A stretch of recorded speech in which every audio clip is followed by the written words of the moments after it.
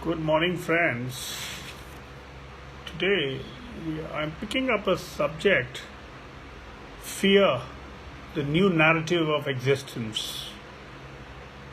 What we have realized in this recent time is the pandemic and the subsequent lockdown has opened floodgates of fear of infection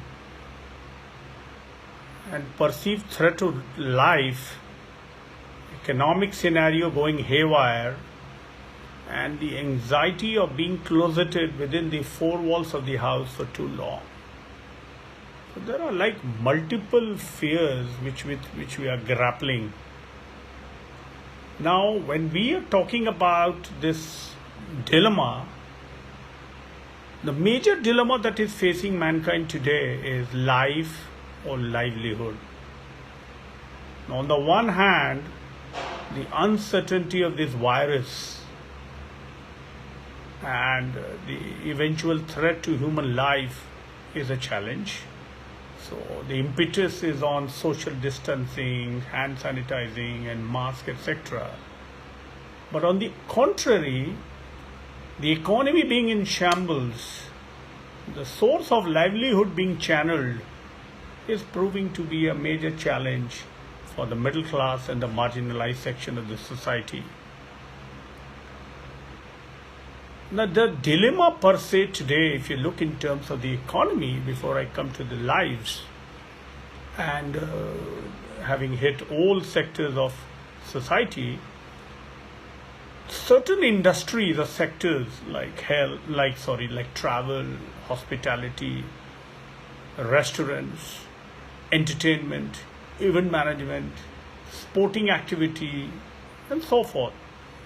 There's already a kind of an obituary which has been written that these industries are seeing the doomsday. Though the fallout has been in other industries too, because the supply chain and other things of industries are all interlinked, so there will be a major challenge. So the livelihood challenges are there, but for the middle class person and the marginalized section of the society, he is in a dilemma. The fear of losing life, the fear of infection for him and his family, and the fear of not earning and running the house, maintaining, paying the EMI, paying the tuition fee, rentals, or the basic essentials. So that's perpetually a kind of a fear psychosis which is prevailing for this marginalized and the middle class.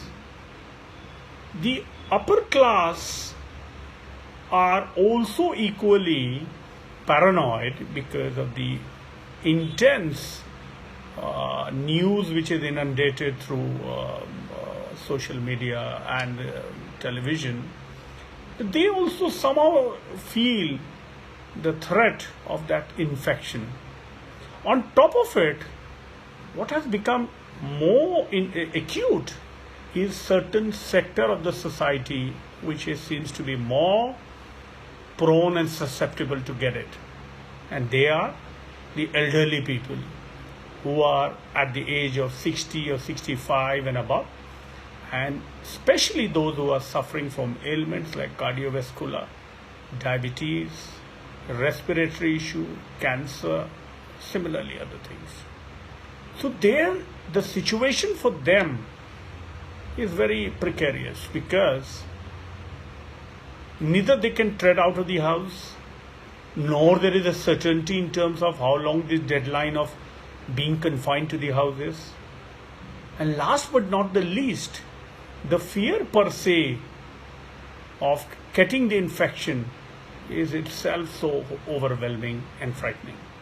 So this class of people are literally on a tenterhooks. They don't know what future unfolds for them. So this kind of a dilemma has led to a lot of psychological disorder vis-a-vis anxiety and stress, the uncertainty of the virus. The other section which needs to be talked about is the migrant laborers or the laborers per se who are the service providers in the city. Now they have been hit most because they were like suddenly considered to be an alien creature in the cosmos or of the so-called the urban world. The way their entire existence was usurped by the urban elite or the urban strata of the society, their whole existence became challenged. The whole survival came to a challenge. I mean, they were famished, they were left stranded, they left in a lurch. The economic compulsions were there because they were not paid or there was no work. Even for the work that they had done earlier, the payments were withheld. So they perpetually lived in a state of fear. Then came the fear, not only the fear of losing a job and the money, but the fear of losing life in an alien country, in an alien city. So the whole yearning or the desire to go back to their native place was in itself a challenge. But somehow the fear of something happening here in the city, somehow going to their hometown took precedence because they still felt the need and the connect with their native town, where even if they, God forbid, they succumb to some infection, the basic thing was they could have felt some kind of solace or consolation that they got back. So the fear that was there, the way they treaded barefoot on long distance, in scorching heat, with no food and water, an absolutely dismal condition, was distressing. But the fear per se of the city life took precedence, and they went. So ideally what I was trying to say, that all strata of the society is caught up in this crossfire or dilemma leading to fear of life and livelihood. Some are affected in terms of life. The elite would more be confined in terms of ensuring they don't get the infection. So for them, it's a question of life. For the middle class and below the line, it's a question of both life and livelihood. So all I can tell you is that yes, there is a fear, but beyond this fear, we have to take things in a stride, show a camaraderie, so that bonding amongst us, try and help the vulnerable, the underprivileged, the less fortunate strata of the society, and ensure that the future doesn't become as dismal and gloomy as it is like. So we'll all have to help to ensure that this fear is temporary, because we have combated these kind of forces in the past.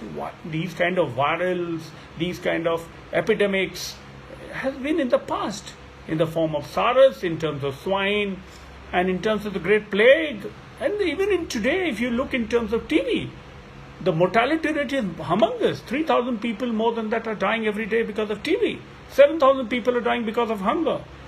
So I think the fear of mortality has been overplayed in this pandemic. And not that I'm trying to say that we should become flippant and nonchalant about it, but definitely we have to somehow surmount beyond fear, and like robust human beings, as we have done in the past, we should all join to grapple with this virus and try and come out in due course of time. I wish everybody a healthy and a safe future. God bless all. Thank you. Have a nice day. Bye.